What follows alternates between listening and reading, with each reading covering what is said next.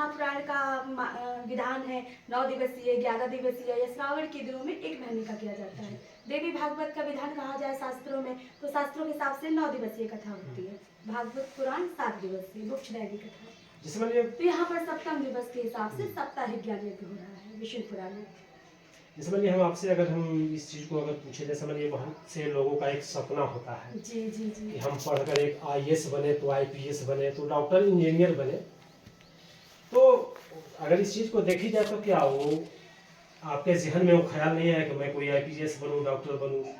देखिए समाज सेवा करनी ही है तो कई रूपों में हो सकती है। इसके लिए सबका कार्य वर्ग अलग अलग हो सकता है। कर तो हम लोग समाज की ही सेवा, एक फौजी एक आदमी वह भी तो देश की ही सेवा कर रहा है, लेकिन उसको भगवान ने वही काम सौंपा है।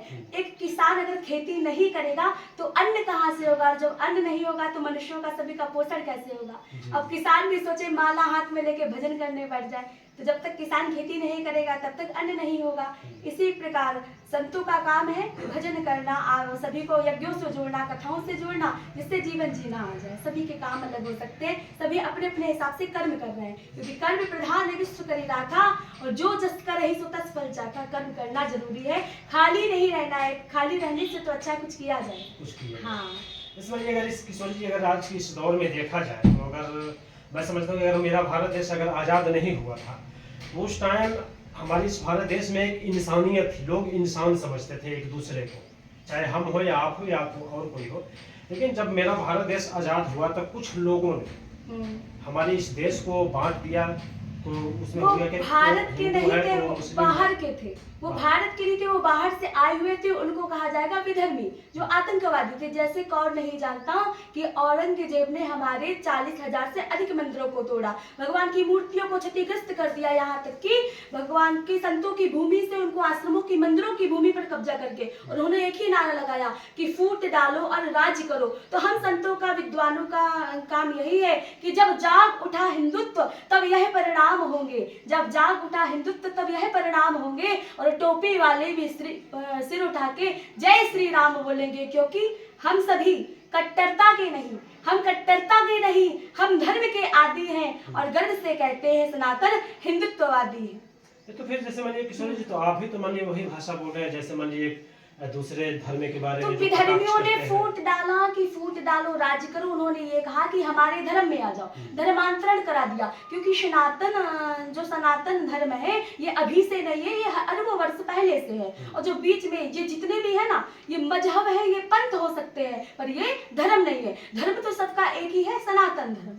जैसे मानिए आपके जो है यानी विधि हो, विधान हो आपके, चाहे गीता में, तो आखिर मानिए किसी किताब में आप लोगों का लिखा हुआ है कि एक मुसलमानों को एक टारगेट करना, उसके धर्म के बारे में कटाक्ष करना? नहीं, सनातन धर्म तो वो है जो सबको जोड़ना चाहता है। हम लोगों में टारगेट नहीं है। टारगेट तो जो बाहर के है ना, आतंकवादी विधर्मी लोग जो धर्मांतरण कराते हैं। हम लोगों में तो घर वापसी होती है। जो हिंदू हैं, जो बौद्ध बन गए, क्रिश्चियन बन गए 2.5 लाख रुपए में, 5-5 लाख रुपए में, तो वो धर्मांतरण कराया दूसरे लोगों ने। औरों के यहाँ पंथ मजहब में ऐसा होता है, पर सनातन धर्म में तो घर वापसी होती है कि कोई अपनी स्वेच्छानुसार। हम लोगों में टारगेट नहीं किया जाता कि नहीं भाई जबरदस्ती धर्मांतरण नहीं कराएंगे। हम लोगों में घर वापसी, किसी मुस्लिम की, किसी बौद्ध क्रिश्चियन की इच्छा है स्वयं की, तो अपनी इच्छा अनुसार, क्योंकि उनके पूर्वज भी पहले हिंदू थे, लेकिन किसी कारणवश मुगलों के अत्याचार से, अंग्रेजों के अत्याचार से, जैसे कि कश्मीर में कश्मीरी पंडितों को भगाया गया, पत्थर फेंके गए, आज भी यही हो रहा है।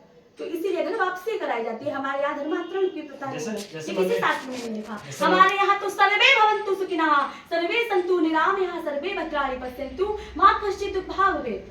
और हम लोग जब जयकारा लगाते हैं तो यही कहते हैं विश्व का कल्याण हो, केवल हम भारत का नहीं, विश्व का कल्याण हो। हम लोग पूरे विश्व का भला चाहते हैं, हम लोग यही जयकारे में। अभी आप एक शब्द बोले कि जो बाहर के जो लोग हैं, हाँ, तो आखिर कौन है बाहर के लोग? बाहर के वही मुगल औरंगजेब, बाबर, जिसने हम लोगों की मस्जिदों को, आज कौन नहीं जानता ज्ञानवापी काशी की मस्जिद आज भी, जहाँ पर बाबा विश्वनाथ काशी में विराजमान है, वहाँ पर भी ज्ञानवापी मस्जिद, भगवान के मंदिरों पर कब्जा किया।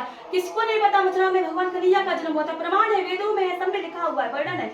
फिर भी ठीक हम लोगों के मेन मंदिरों को टारगेट किसने किया? यहाँ के विधर्मियों ने। भगवान रामलला को 500 वर्ष पूर्व पहले से ही, 500 वर्षों तक कौन नहीं जानता? राम जी से अयोध्या में राम मंदिर होना चाहिए, भगवान भी तंबू में है, किसको चिंता हो गई? किसी को नहीं। जैसे मानिए आपको क्या लगता है कि आज भारत देश में क्या हिंदू खतरे में है?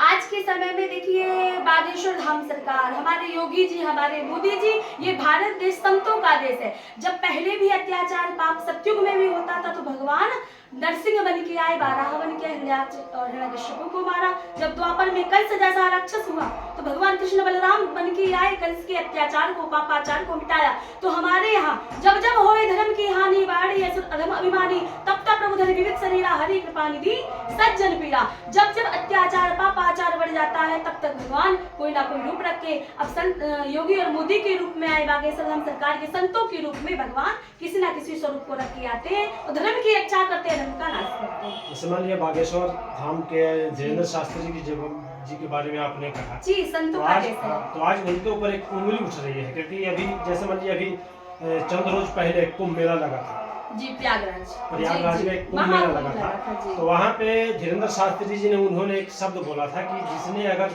कुंभ मेला स्नान अगर नहीं किया तो एक देशद्रोही है। इस चीज को आप सुने थे?